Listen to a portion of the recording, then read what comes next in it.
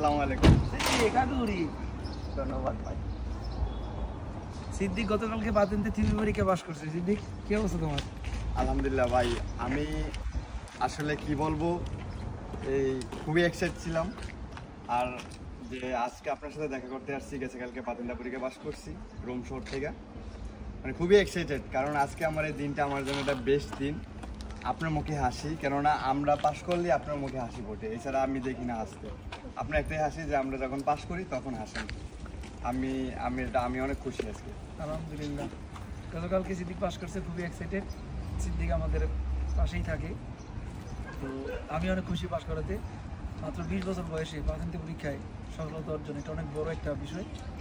চাকরির পাশাপাশি পড়াশোনা করে ইতালিয়ান ড্রাইভিং লাইসেন্স অর্জন করতে পারছি। ইতালিয়ান ভাষা কম জেনেও বাতেনটা নেওয়া যায় চর্চা করার মাধ্যমে, প্র্যাকটিস করার মাধ্যমে। তার প্রমাণ দিচ্ছে সিদ্দিক।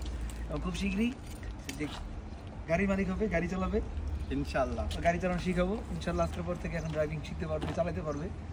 তো এটা আসলে স্বপ্ন না, এটা একটা অধিকার। আমি মনে করি যে যার বয়স 18 হয়ে যাবে, ইতালিতে বসবাস করলে অবশ্যই তার বাতেনতে থাকতে হবে, এটা তার অধিকার।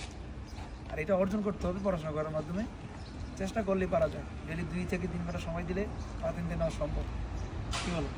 জি, চেষ্টা করতে হবে এবং নিজের পরিশ্রম করতে হবে। শুধু স্যার বলবে আমরা করবো না তাহলে হবে না। আমাদের কন্টিনিউ পড়াশোনা করতে হবে। পড়াশোনার কোনো বিকল্প নাই, কারণ নিজে যদি না পড়ি, স্যার তো পড়াই আমাদের, সময় তো দেয়।